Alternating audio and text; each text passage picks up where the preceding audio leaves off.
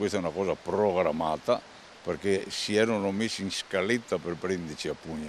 Uno davanti e l'altro dietro colpiva, era questo il discorso, il meccanismo era proprio una cosa fatta programmata.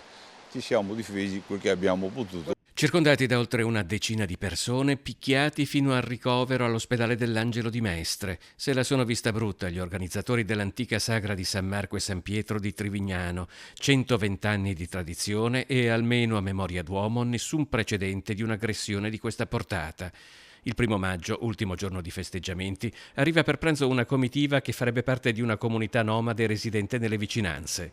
Il gruppo prolunga la presenza fino a pomeriggio inoltrato, crescendo di numero e con abbondante consumo di alcolici e dopo un po' pretendendo di mangiare e bere gratis. Noi eravamo in 4 di una certa età.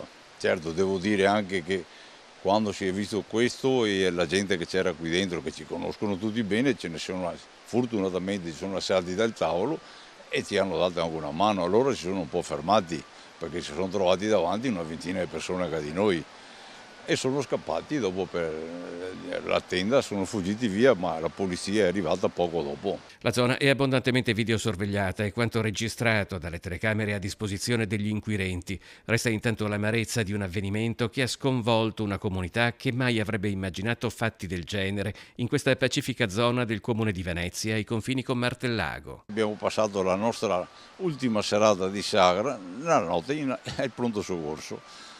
Diciamo che scoriazioni, a me una spalla, uno un occhio, uno la fronte, sono stati questi insomma i colpi. Qualche pugno l'abbiamo preso, qualche l'abbiamo dato, ma non si può, non si dovrebbe mai arrivare a queste condizioni.